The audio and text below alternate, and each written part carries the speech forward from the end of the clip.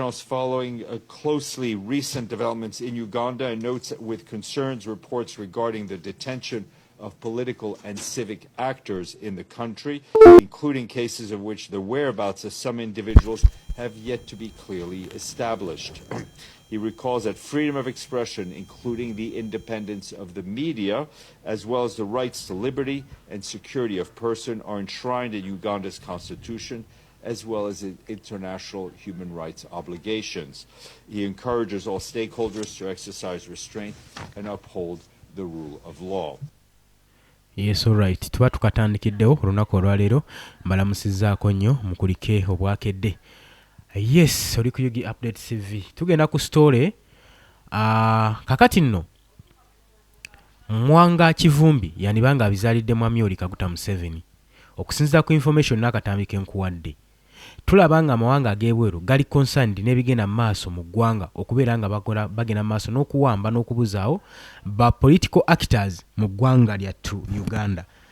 Oli ku Yugi Update TV kosinza obanga otuwuliriza gw'atannatweyungako kirya wansi waliwo ekigambo subscribe kikoneko obeere nga otweyungako. Tukimanyi bulungi nnyo gye buvuddeko. Mohamed Mwanga Kivumbi yabadde yakateebwa n'oluvannyuma abeekwerinda ne bakomawo ne bamukima era n'addamu n'abuzibwawo ne paka kati tannategeerekebwako mayitire wagyali kigenda maaso n'okubeera nga kyewuunyisa ab'eŋŋanda ze abako n'ab'emikwano. Beebuuza Mohamed Mwanga Kivumbi oluvannyuma lwa gavumenti yennyini state omuta ate ng'ayise mu mateeka lwaki abaddamu okukwatibwa? Teyakwatiddwa na bukwatibwa, in fact yabuziddwawo bubuzibwa. Wabula ekibuuzo ekiri ku mimwa gy'Abannayuganda, akatambi obutambi bwe tulina bwakapukyalingiddwa eggulire oba ekitongole ekya NBS. Kati beebuuza NBS yeetegeera etya buli we bakwatira ab'ekibiina kya National Platform? Lwaki bo be baba baana baliwo bategeera batya nti wano wagenda kubeerawo ssaga? Ebibuuzo kwegamba binnya ebimu bye sitayinza nakuddamu wano. Naye nga gwe ky'obumanya nti oli ku Yugi Update TV kosinzira obbanga otuwuliriza, gwe yenna eyandegadde otweyungako kirira wansi waliwo ekigambo subscribe kikoneko obeere nga otweyungako. Kakati nno tugobye bumale olunaku olwaleero njagala owulirize. Wabula nga sinnakutwala buziba, njagala mbeere nga nkuwako ku ngeri Muhammad Mwanga Kivumbi engeri gye yakwatiddwamu. Nja kuba nkulyazamanyiza obutakulaga enkwata ye yabadde etya. Kuga yabadde yakafuluma, tobadde kwakajja tugende mu maaso mu kujaganya, mu kucacyanca, mu kusambira emabega n'ejjanzi. Era Mwanga Kivumbi Muhammad yabadde yakateebwa n'aweererawo nkolokooto. N'asindika obubaka obukambwe eri gavumenti ya Mwami Yoweri Kaguta Museveni ne mutabani we Muhoozi Kainerugaba ng'abagamba nti nno kwe mwalutandise si lwakuggwa. Era mu bigambo emu bye yayogedde njijukira bulungi nnyo, yabagambye nti nno okuva we yakwatibwa, okuva yasibibwa tamanyi na kumanya, yafuna buvumu agenda againinga amaanyi bujja.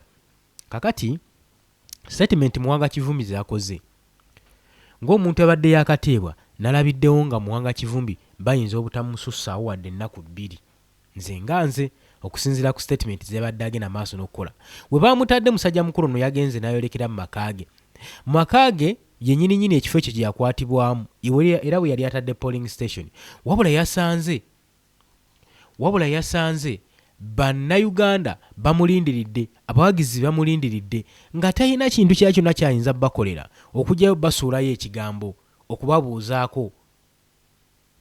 Kakati njagala nkulaga we byabadde.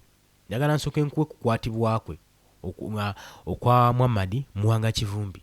Ono nno abadde mubaka oba MP mu Butambala County emyaka egiwerako, era abadde asaavinganga Deputy President wa Buganda oba wa Central Buganda mu kibiina ekya National Unity Platform.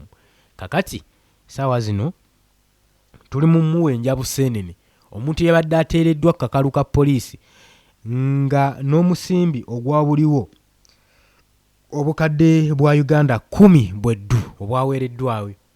Kakati ate state n'emukwata. Bannange kasooke mbikuwe n'oluvannyuma tujja kweyongerayo.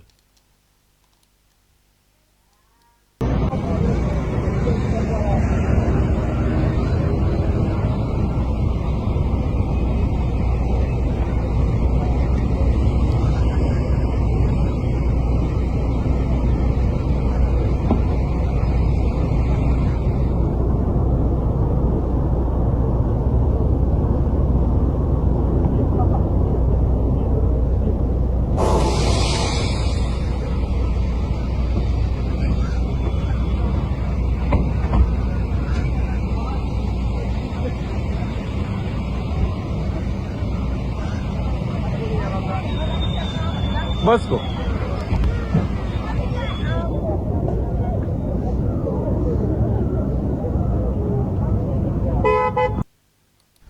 Yes, akavuyo akabaddewo fenafena tokalabye tukoose buliro yoyo omubaka wa bonna wa Butambala County naye ekyaliwo mu kulonda Mwanga Kivumbi yazza kirojja era yakinyumizaako jjukira mu mutwala mu detaininga tetwamanya biki byabaawo kubanga ebiseera ebyo tujjukira gwali mwezi ogwa January bukyanga akwatibwa n'ateebwa amabega wa Mitayimbwa nga n'emisango gyawere nnemba nagyo teginnategerekeka olw'ensonga gyabulwa obujulizi kubanga ebiseera ebyo gavumenti yali etutadde mu kizikiza ng'ekyatinze down internet se byagenda maaso mu kalulu byonna byonna ebyamusiba byekuusa kalulu akaliwo aka 2026 wabula ekyagenda maaso tetwakimanya wabula Mwanga Kivumbi olwambadde omutawaati n'atandikawo okulutottola okuluva ku ntono ng'agenda maaso n'okubeera nga annyonnyola abawagizi be kiki ekyaliwo na biki ensonga ki ezaamukwasa ng'era ayagala kumatiza balonzi be nti baamukwatira bwemage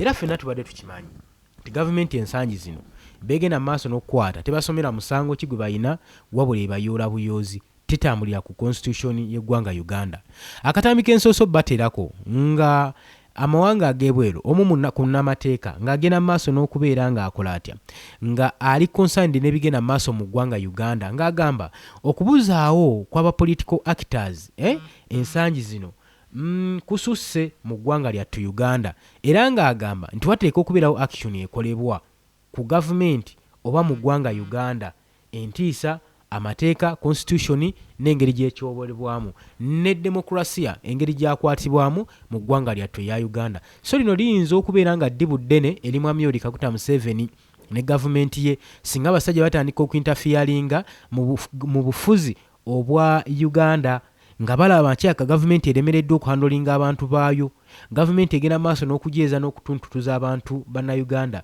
naddala mu byobufuzi ate awo batulaga akabonero ka demokrasiya kubanga gw'oba okutte ebiseera ebisinga aba talina musango ate ono amateeka mu mateeka omuntu nga yakateebwa n'aweebwa beyiro ensonga ki waaki oba omubuzaawo so ebibuuzo bikyali bingi nnyo ku mimwa gy'abannayuganda Mwanga Kivumbi Mohammed olwamutadde ye yayolekedde maka ge njagala mbeere nga nkubuulirako ku byatuuseewo nga sinnaba kuwa ku bigambo bya Mwanga Kivumbi ebyamuleetedde okuddamu okuba nga bimusibya kuba yagenze mu maaso n'alabula gavumenti n'abawooninga era n'abagamba nti nno uno mwaluggulira ku ppata mu kye mumamanya mwakoloweza luyiira olugenda okubookeramu kakati gavumenti yadde teyinza gumiikiriza na bigambo ebyo mbu kyeyaba yagenze mu maaso n'ogamba ekiwundu tukikwateko nga tekinnasamba ddagala kakati Mwanga Kivumbi Mohammed abadde yakateebwa ku beyiro ng'obukadde 10 bwe bwakayiibwa okutta omukulembeze deputy president w'ekibiina kya National Unity Platform kakati edda yazzeemu n'awambibwa era mukwano gwange nzikiriza okutegeeza nti yabuziddwawo oli ku UG Update Civic osinzira obanga otuuliriza gwe mukwano gwange ali eyo information ebigenda maaso mu ggwanga byebyo oyinza obbirabanga ebitaliiyo oyinza obbirabanga ebirooto naye nga lyeggwanga lyaffe lye tutambuliramu Uganda bwe bunkenke butambuliramu era kati ggwe ali emitala w'amayanja atamanyi ngeri kaliro gye kanyigamu bannayuganda ke kaseera otegeere ke kaseera oba oli awo otuninge in UG Update TV osobole okutegeera ebigenda maaso mu ggwanga lyattu Uganda so tubagamba emikutu gino gya mugaso nnyo gwali ebunayira atamanyi kigenda maaso mu Uganda ensonga lwaki tuggulirawo emikutu gino subscribinga likinga sharinga gitambuze gikule nagamba ly'ettafaali lyokka lyosobola otuteekako nerisobola okuba nga tukusiima nammwe abajja mu comment section mukolera ddala ekintu eky'amaanyi ennyo tukyabongerayo njagala mbalage obuvo n'obuddo kiki ekyaviiriddeko Mohammed Mwanga Kivumbi okuddamu ng'akwatibwa lwaki yazzeemu okukwatibwa wakati nga tukyali mu ssanyu wakati nga tukyajaganya kakati n'ebintu birungi si birungi gwe mukwano gwange ali yampuliriza omusajja oba ku luno baamututte mu basement oba baamututtewa tetumanyi naye yonna gy'ali tetumusuubira kubeera ng'ali mu mbeera nnungi tetumusuubira kubanga ali mu mbeera nnungi kubanga engeri gye yakwatiddwamu n'engeri gye yabuziddwamu yeeraliikirizza ab'ekibiina kye n'abawagizi be Mohamed Muwanga Kivumbi era nga former Butambala County Member of Parliament. Olunaku olw'eggulo lwabadde Lwakutaano, aba security baasazeeko oluvannyuma nga yakateebwa nga tewannayita nga 24 hours nga yakaweebwa bbeero eri National Criminal Division of the High Court. Okusinziira ku baalooya Sam Muyizzi, Kivumbi yanoneddwa ku lunaku olwokutaano mu Mpigi District era n'avugwa n'aggyibwawo ababaddewo oba abalabe ba witness kye baayise nga drone, ennaku zino emmotoka gye bayita nga drone, era ng'eri numberless, ng'era kuliko ne white van emanyikiddwa eyassociatingiddwa ku security operative, nga kabonero akakulaga nti nno waliwo operation egenda mu maaso. Era n'oluvannyuma njagala owulirize akatambi akagenda mu maaso n'okusakiratinga ketuvu bateerako akatambudde online nga kapublishingiddwa ku mobile phone show nga kalaga traffic police officers nga bastoppinga white Toyota Land Cruiser. Eno yabaddemu Mohamed Muwanga Kivumbi gy'abadde atambuliramu. Eddakiika ezaayise Muwanga Kivumbi yasteperinze out n'afuluma emmotoka. Oluvannyuma waalabiseewo abasajja aba plain close chats nga babyakwerinda ne bakola move ne bamusalako ne bamugrabinga era ne bamuteeka mu numberless car eno vaani, n'oluvannyuma ne bamuvuga ne bamubuzaawo ng'omukwano gwange ali eyampuliriza gw'ataabitegedde. Gwe gengenda mu maaso n'okuteerako kasho kano osobole okumanya musajja waffe yatwaliddwa atya. Kakati nno y'engeri ab'ebyokwerinda gye baasazeeko Mohamed Muwanga Kivumbi, Deputy President wa Buganda mu kibiina ekya National Unity Platform. Ebyokwerinda byabadde gulugulu ng'omwami ono atwalibwa, tetumanyi nsonga ki ebadde emutwaza ku luno era tennategeerekeka. Njagala owulirize. Kakati ne bigenda maaso n'okwetoolera ku kukwatibwa kwe bisigadde biri unclear. Era akaseera bwe bapublishinze security agents yabadde tenaba kubanga ishowinga an official statement ennyonnyola ensonga lwaki operation eno yazzeemu okukolebwa ku Mohamed Muwanga Kivumbi era nga beebuuza ludda wa gyali. Ab'ebyokwerinda tebannaba kubanga batunnyonnyola wa gyali. Mu military facilities tebannatunnyonnyola, police custody tebannatunnyonnyola nti Mohamed Muwanga Kivumbi eno gyali. Tetunnaba kubeera nga tukitegeera era tukyebuuza omusajja ali luyiwa. Okuddamu okukwatibwa kwaze oluvannyuma nga Justice Susan Akalanyi yamaze okuba nga agrantinga bbeero eri Mohamed Muwanga Kivumbi.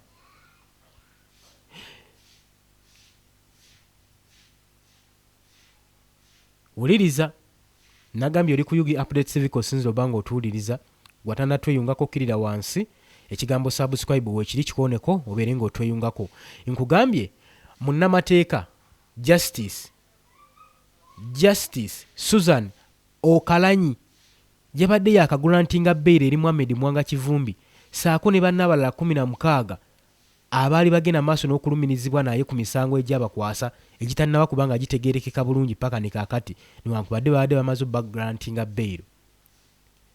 Era babadde bakamala ennaku 169 nga bali mu detention, nga bali mu nkomyo era nga bawera ennemba n'omusango gwa terrorism gwe babakyajinga gwe mukwano gwange ali eyampuliriza. Emisango nagambye gyekuusa ku mwaka ogwa 2026 mu generation yaliwo mu January ng'ennaku z'omwezi 15-16. Tujjukira bulungi nnyo ng'aba MPs bagenda mu maaso ku luno ekitalabikangawo mu bululu bwonna obwali bubeddewo ng'ababaka ba parliament bagenda mu maaso n'okusitagolinga okulwanirira obuwanguzi bwabwe. Ku luno kyali mu ngeri ya njawulo era twewuunya engeri ekitongole ekya Electoral Commission gye kyakwasaganyamu emirimu gyakyo nti twalaba nga ab'ebyokwerinda security operatives bagenda mu maaso n'okwekisasayizinga activities eyalina okwakisasayizingwa n'ekitongole ekya Uganda Electoral Commission era tetwabalabako. Wabula waliwo akabadi ng'oyo yenna anaabalidde obululu si yalina okulangirirwa, ku luno baalangiriranga be baagala. Era kino ndowooza kye kyaviirako entabwe n'olutalo okulabikako mu Butambala. Bwe tuba tudda ku under the bail terms Mwanga Kivumbi yalulizingiddwa by cash obukadde 10 obwa miliyoni 10 eza Uganda, ate nga abalala 16 abalumirizibwa naye bagalantingiddwa ku kakadde kamu cash bail. Era kooti n'ekisalawo okubanga odalinga abo bonna abaali balumirizibwa okulipootinga mu kooti buli mwezi, era nga bagezaako batangira okubeera nga tebabulwawo mu ggwanga Uganda nga tebafunye prior court permissions, nga bagenda maaso n'okuba nga bapendinga okuwulirwa kwabwe ne determination ku keesi eno gye bakwatibwako.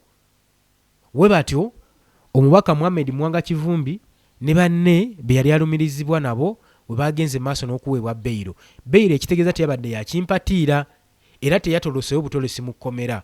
Kino kye mbadde njagala okukakasa nti ono okuddamu okukwatibwa oyinza ogamba ye omusajja oba yabadde atolose mu kkomera oba teyawaddeyo byetaagisa, yawaddeyo obukadde 10 ne be yali alumirizibwa nabo bawaddeyo obukadde 10 mu cash okulaba nga babata. So omusajja yafulumye mu mateeka era eyabadde mu musango ze omulamuzi Justice Susan yagenze maaso n'omugarantinga beyiro. Abula kati tetumanyi wabanga Mohamed Mwanga Kivumbi yakwatiddwa mu mbeera eno ng'ate bamugalantinze beyiro ng'asasudde ne ssente. Kati twebuuza omulamuzi Susan eyamugalantinze beyiro ye ali ku ki? Mwategedde ku information emukwatako? Kubanga oyo bayinza okuba nga gwe basoose okubeera nga bacunya nga tebannadda wa Mohamed Mwanga Kivumbi. Ekyo kyenjagala okutegeeza. Waliyo amateeka agakolera waggulu w'amateeka, ekyo kyenjagala okubuuza. Waliwo amateeka agakolera waggulu w'amateeka, waliyo abantu abakolera waggulu w'amateeka. Once the court kye kintu kye tumanyi nga amateeka agasembayo.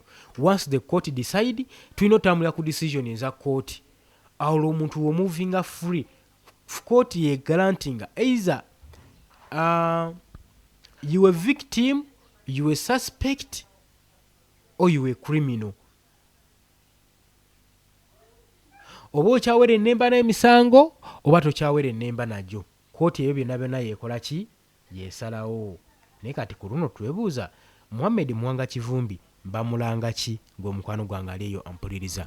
Oli ku Yugi Update TV, nyongera okukujjukiza bw'otannatweyongako nti kkirira wansi ekigambo subscribe weekiri nnyo obeere nga otwegattako. Bannamateeka be bakoze omulimu Mohamed Sseggona bakoze kyamaanyi nnyo okubeera nga balwanirira muganda waabwe Mohamed Mwanga Kivumbi okubeera nga afuluma kooti, afuluma ekkomera, naye abasajja bamuzizzaayo.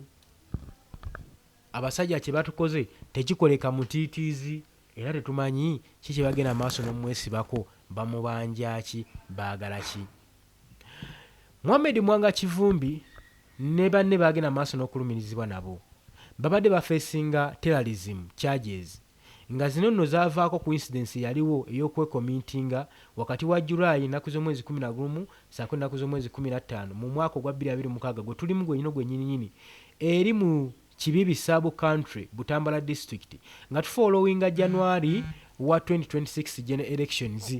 Ebyo byonna byonna we byava tujjukira bulungi nnyo prosecutor ng'agamba nti alumiriza ba participant okubanga ba participatinga mu bulumbaganyi obwali ku polling station emu mu Kibibi police station ne bateekawo violence era nga reportingiddwa nti yalipotingibwa nti abantu 7 be balekebwa nga bafu ku violent yali awo. Era violent eyo uliriza mukwano gwange kigambibwa nti baali bagenda maaso n'okugirumiriza ku Mohamed Mwanga Kivumbi yali aluguddewo, yali ali emabega w'ebikolwa bino. Naye nga twali tuwuliza Mohamed Mwanga Kivumbi ng'agenda maaso n'okutunnyonnyola n'otutottola ate biralamuko ngenda kubanga mubaleetera gwe ky'oba okola gumiikiriza sooka owulire bino by'otaategedde. Oli ku Yugi Update TV kosinzira obanga otuuliza gwe yenna ayagala otweyongako naggambye dda ekigambo subscribe weekiri kikooneko obeere ng'otwegattako. abali emitala w'amayanja mbatumiddeko nnyo enewafu obudde bwa kinyikaggobe tufunyeemu ku ngeri y'akaleekale tetumanyi ye wammwe ki kye muliko era tugenda maaso n'okwebaza mukama katonda alutukesezza ng'olunaku luno lutunula we ruti lwa kinyikaggobe tubadde tugenda maaso n'okuba nga akasana katukalirira entakera naye kaakati mukama katonda oba oli awo atujjukidde mukama katonda atuddiddemu nga muteesawo yaddira mba obugulu obutono kaakati nowuliriza nga tukyagenda maaso nga we nkugambye nti emisango gyabwe gino n'okukwatibwako oba n'okuddamu okukwatibwakwe kwekikuusa ku misango egyaliwo ku police station eya Kibibi owaaliwo violence yagenda maaso abantu 7 ne balekera nga battiddwa olw'okuba nti nno gwali gutya wuliriza Mohamed Mwanga Kivumbi mu kulonda kwa 2026 mu January ngenda kuzo mwezi 15 nga bagenda maaso n'okulonda mbaka ba parliament ye polling station era ewakawe yali afuddewo tale center nga agenda maaso n'okubeera nga akunganyirizaawo declaration forms nga byonna byonna byavudde mu kulonda yabiina agaba nasajja tebagenda kunziba era abantu be bakungana makage okuwulira information ye gye yali akunganyiza naye government we yakimanya nti ono ayinza okubeera n'obujulizi obumala okubanga akiraiminga obuwanguzi be ate bajja malako naye era ekyavaamu kwe kumukwata n'omuteekako emisango abantu 7 baafa ku presentinga kuteeka Mohamed Mwanga Kivumbi mu komera nga sekyo bali tebalina kintu bagenda musibako bali balina omusibako ogw'obutujju era gavumenti wekyo yakikola era gye emisango gy'abadde agenda maaso n'okubeera ennemba nagyo ne banne 16 sofa babadde bakatambulako emyezi 5 mu musango guno nga bali mu nkomyo nga state yabamma bbeiro gwe mukwano gwange ali eyampuliriza oli ku Yugi Update TV tukyagenda maaso kati n'abalumirizibwa baagaana kyaji ezo zino zonna ze babateekako era baagaana okulangirira nti gubasinga era okukwatibwa okuvuddeko kuleyizinzewo fresh legal and political question naddala eri abo abalumirizibwa oluvannyuma lwa high court okwodalinga Mohamed Mwanga Kivumbi aliriizingibwe ku bbeiro era n'ateebwa era byonna process n'ebyadde byetaagisa n'abikola n'abiteeka mu nkola era kisigadde kiri anikiriya oba okwatibwake kulinkinga ku bigenda maaso ku butujju ku bwa terrorist oba byabadde separately investigated nga tudda ku press time Uganda Police Force ne security agency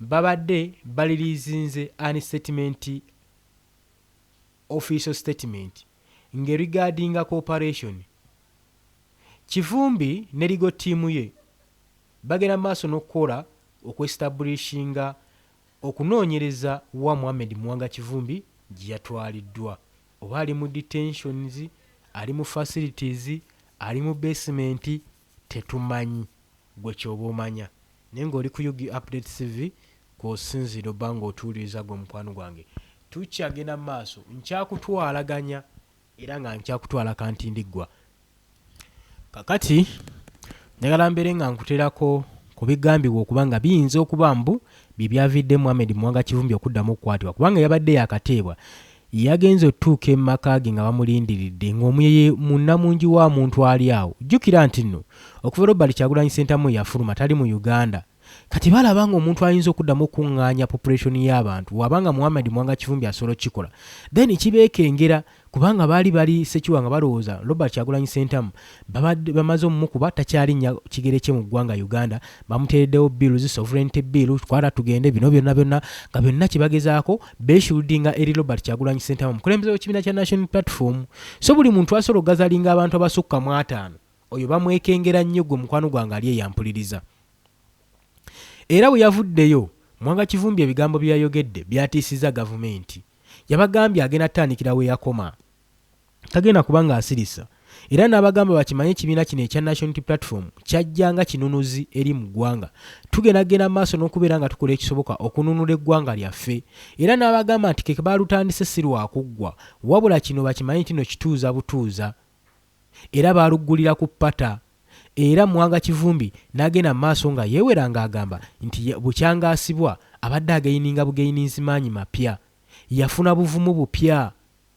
taggwangamu maanyi era abawagizi be temweraliikirira ensonga gye yatandika alina ogituukiriza. Kakati gavumenti yadde teyinza awulira bigambo bifaanaganako bwe bityo neesigala ng'emmere ekyagituula mu lubuto, era kye baasazeewo okukola kwe kuddamu okukola reoperation baddemu okukwata Mwanga Mohamed Kivumbi newankubadde tewabaddewo kyaji eziziteereddwawo, newankubadde gye badde atwalibwa wadde tewamanyikiddwako mayitire. Kakati nagamba gavumenti ebintu byonna byonna esobola obikola, gwe munnayuganda osobola ogyezebwa, osobola okufa, esobola okutta, bo kye bafaako kiri kimu. Tebafa ku ekonomi y'eggwanga Uganda, tebafa ku justice na kubeerawo kw'eggwanga Uganda, wabula kye basinga okufaako butyayo beenywereza mu buyinza, butyayo bayinza okweprotectinga shield ki gye batonzeewo empya esobola okubeera ng'ebakuumira mu buyinza. Oli ku UG Update Civic osinzira obbanga otuwuliriza, nkyakutwala mu maaso gwe mukwano gwange ali eyo, wabula gwe atanatweyongako ekigambo subscribe nagambye kyamakulu nnyo, kikooneko obeere nga otwegoberera, obeere nga otweyongako. Abagenda okujja mu comment section mbeebaza nnyo, nammwe abagenda okusharinga mbeebaza nnyo. Njagala tugende mu katambi ka Muhammad Mwanga Kivumbi tulabe ku bigambo ebiyinza imbu okuba nga byamuviiriddeko kalumanywera, n'oluvannyuma tujja kubeera nga tweyongerayo. Wuliriza.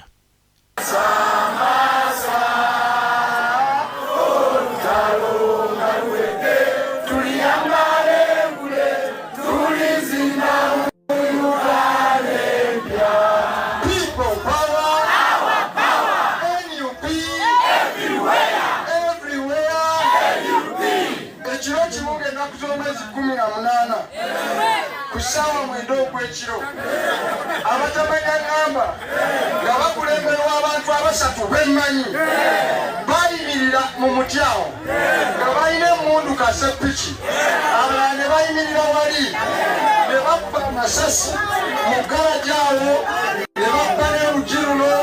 Baali bamanyi kinnimi lwaliwo, baali bamanyi kinnimiridde mu garaji awo okukakkana nga mikwano gyaffe abakazi bamaama banakazadde mikwano gyange gye nasoma nabo bataano bamaze okubatta, ne battala omuvubuka omu bamugirawo rope awo mu luggya. Be baabuuza nti muwangaaliwa, musajja atunasuka n'abagamba nti yenze, bamukuba essasi wano ne bamuttirawo nga tebangatta mu kukyala people power. Bakabulira obutabo obwakolebwa muno, waliwo omukazi omu yali asigaddemu akateetera, bamupirawo amasasi n'agenda awo ng'akaaba nti maama, omusajja omutemu n'amuteeka wali we tulese emmotoka wansi n'amukuba amasasi agamumaliriza. Ebyo byonna baalikola nga bamaze okutegeera essaawa ezo nga bakoze buli ekyefujjo mu Butambala, naye nga lazima tubawangudde kati tumaze kubawangula mukama. Ne basalawo ate ekireeto gamba bulire ate mukama mulungi, mukama muki omwe yakulembera olutabaalo olwo olwali lusazeewo kibe tumaze kudda mu palamenti waakiri banzite, era ekiro ekyo baali bazze okummaliriza. Naye emirambo egyo omusanvu egyaga ate gye gyali musanvu, gyali 10, gyali emeka, era okumanya gyali 10. Abantu bonna be batta babambulanga engoye ne bazirekawo. Lwaki baali bazirekawo? Kuba kwafiirako n'abasirikale aba basatu gye babano. Mugamba ebisi muwanvu mumumanyi, mugambe n'omulala gwemmanyi gwe sijja kwogera mumumanyi. Bayimirirawo ne batta abantu baffe. Lazima Allahu Akbar kijja kussa mukono okutuusa nga buli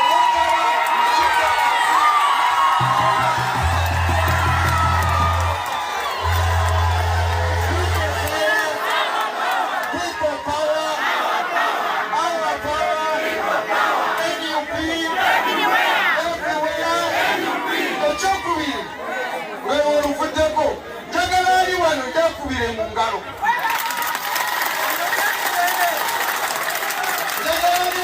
Akubire mu ngalo pulezidenti waffe Robert Kyagulanyi Ssentamu. Yali wano akubire engalo ekibiina ekya National Unity Platform. Museveni ne Muhoozi njagala mutegeera gye muli NUP eriko amaanyi ga Katonda. Katonda yagiteekawo egy'omumule abantu baffe okuwajja. The Vodo free tethered shooting tools. Anytime, anywhere. Effortlessly connect your iPad wirelessly. Seamless. NUP egenda mu buyinza. Amaanyi ga Katonda. Katonda yagiteekawo egy'omumule abantu baffe okuwajja. The Vodo free. Egenda mu buyinza.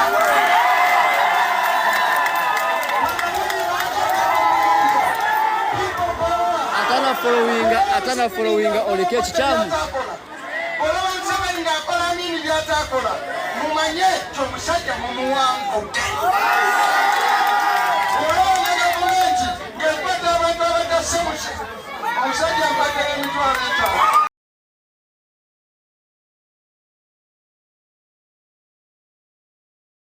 Yes, okyali ku Yugi Update TV kosinzira obanga otuwuliriza tukyagenda mu maaso gwe mukwano gwange n'okulaba information Mohamed Mwanga Kivumbi ng'atabukidde Mwami Yoweri Kaguta Museveni ne Muhoozi Kainerugaba era ng'agenda mu maaso n'obbasa nseko obugambo ng'agenda mu maaso n'okwanika ebyaliwo mu gye tutaali mu mwezi ogwa January omwaka 2026 mu generations mu kitta bantu mu Masaka yagenda mu maaso n'okulabikawo mu Kibibi mu district y'e Butambala mu district y'Empigi gwe mukwano gwange aliyo ampuliriza. Tetumanyi waki gavumenti kino ekifo yali ekyetaaga nnyo. Tetumanyi lwaki. Wabula yali ekyetaaga nga kyeyagala ku eliminatinga omubaka Mwanga Kivumbi asobole okubeera nga alekulira parliament. Era baakikola baakituukiza kye baali baagala. Naye agamba tagenda kussa mukono gwe ku lw'abantu ku lw'omusaayi gw'abantu ogwayiika abaali tebalina musango. Wuliriza njagala tugende mpola mpola naye sheyalinga likinga nagambye doli ku Yugi Update TV kosinzira obanga otuwuliriza abali mutawala w'amayanja nkimanyi kwe muri mutuwuliriza mugende maaso n'okubeera nga muteekawo comment zammwe okusinzira ku bigenda maaso mu ggwanga mulowooza ki ekigenda maaso mu ggwanga. Gavumenti efuuse nnantagambwako. Omuntu wa bulijjo civilian talina ku expressinga rights ze justice eriruddawa semateeka tutwala aliruddawa amateeka nga gagenda maaso n'okutyoboola abakwatisibwa amateeka. Ekyo tugenda kikolera ki? Really bannamateeka baliddamu okubaga amateeka bannansi ge banaatambulirako ng'ate abagabaga bennyini bagenda maaso n'ogavumentinga. Ekyo nakyo kibuuzo saanidde okiteekewaawo olabe eggwanga lyaffe liragawa. Kankwongereyo n'akatambi tulabe waawe gye byaggweredde gwe mukwano gwange ali eyampuliriza. Abula kano weruggwa ngenda kuteerako akatambi nkulage nga Mwanga Kivumbi akateeba okuva mu kkomera okucacyaja n'essanyu eryali mu kibiina ekya National Unity Platform nga basambira mabega nga jjanzi nga basanyufu okubanga munnaabwe yateereddwa Deputy President Mulamba owa Buganda Central Buganda mu kibiina ekya National Unity Platform. Wuliriza.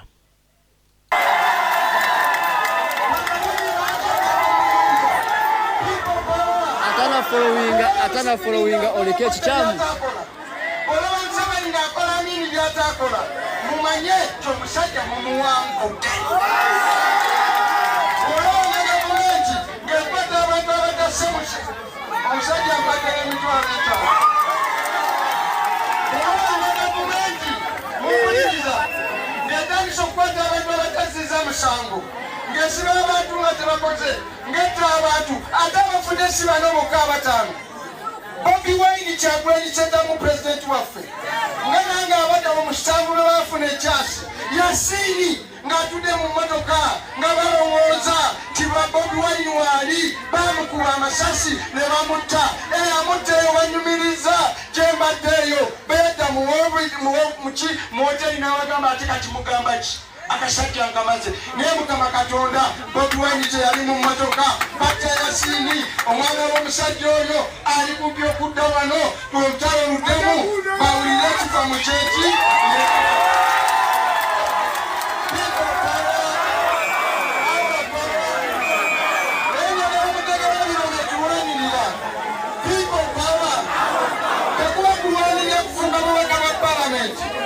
nze mbubadde emyaka 10 n'emeka 13 otegedde okuba kubeera na kitiibwa mu ggwanga kino kibadde okubanga mu kimu n'omunoonya ssente nazo nziina okitegedde nazo nzikola ki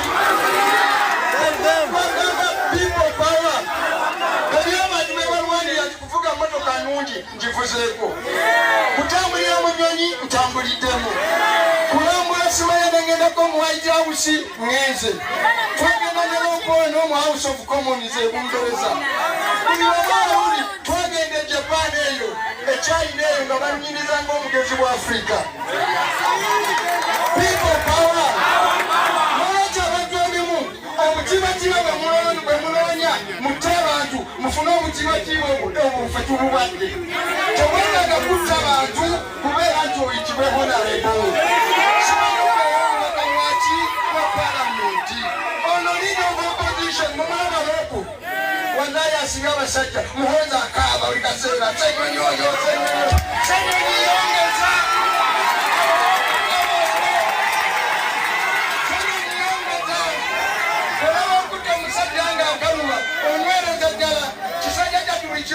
senyonyi wokutewo batuufu togiriza nati people power okutandika n'olunaku lwokutaano ngenda kumulamu ennaku 2 zokka okutandika ne balaza nzija kwedikota benzija kwedirupi nze nzaikude pulezidenti wa Buganda tugenda kubatandikako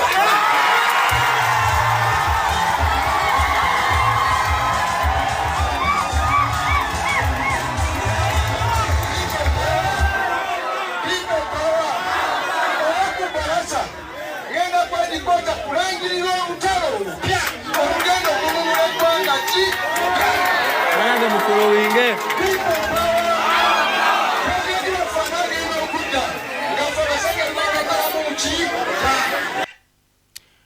ndowooza obiwulidde ebigambo bya Muhammad Muwanga Kivumbi ng'agenda maaso nga yeewera nkolokooto nga wagenda okutandikira we yakoma era ng'agamba agenda kuwummulamu ennaku 2 zokka era luno olunaku olwokutaano olunaku lwe yakwatiddwa yabadde abasuubiza okuba nga agenda ku headquarters e Makerere Kavule ku kitebe kya National Unity Platform abeere ng'addamu okusiikula olutalo olugenda okubeera nga buba kwegamba lujjawo gavumenti okujeeza bannayuganda nga waali pulezidenti wa Central Buganda deputy president nga waali deputy president omulamba yabadde agambye era ng'asuubizza abantu nti tugenda kubeera nga tutandikira we twakoma naye tibyasobodde kgenda bulungi nnyo ebigambo byabadde bingi omwabadde ogenda mu maaso n'okulabula mwami Yoweri Kaguta Museveni ne mutabani we ebyo byonna yabikoze yalaze obuvumu kubanga nkiwana kino yabadde akirowoozaako naye nga mmaliriza njagala nsembeyo n'akatambi kano nga mbalaga Muhammad Muwanga Kivumbi ng'agenda mu maaso n'okuba nga ateebwa ennaku eziise emabega kyekyaliwo ng'ateebwa ate n'oluvannyuma njagala okubeera nga mbayitaayitamu nga bulijjo komenti zaffe nga 2-3 abagenda maaso n'okujja mu comment section nja kuba mbalyazaamaanyiza singa naabeera nga sibayiseemu. Tulinawo George Bazibu webale kuteesa, Mubangizi Dominico webale kujjako mu komenti, Bameka Stefan webale naawe kuteesa, sigenda kusoma comments zammwe. Ruth Namurondo webale, Margaret Mukasa webale naye kuteesa, Kalangwa Francis olw'obudde munzikirize nkomaawo bensomyeko olwaleero bamala. Kakati kambatwale mu katambi n'oluvannyuma nja basangayo mu comment section otutereyo endowooza yo gwe kikyolaba ekigenda mu maaso. Uganda enunuddwa etya? Olowooza abasajja batandise otulingiriza ku bintu byetugenda mu maaso n'okukola saa yonna gavumenti yandiyunzikibwa, entamu yandiwunzikibwa. Ekyo nakyo ojja kujja okiŋŋambe. naye nga nze mbagaliza olunaku olulungi mbalekeddeko akatambi ako twesangeyo mu comment section. Muwanga Kivumbi oluteereddwa ku kakalu k'ekkooti yavugiddewo emmoloka mpaka wuwe Butambala. Mu maka omwali enjego eyafiiramu abantu abasoba mu 10 oluvannyuma lw'amagye okulumba amaka ge ne bakuba abantu amasasi. Muwanga Kivumbi olumutadde atuuse ewuwe Butambala ng'abantu bajjudde nga talina kyayinza kukola kirala wabula ng'ayina okubaayo akagambo k'abagamba. Muwanga Kivumbi olukutta omuzindaalo ate atabuse butabuse. Agambye kano ke mwakoze kino mugenda kumpulira. Njagala owulize ebigambo bya Muwanga Kivumbi wabadde mu maka ge ayogedde bw'ati.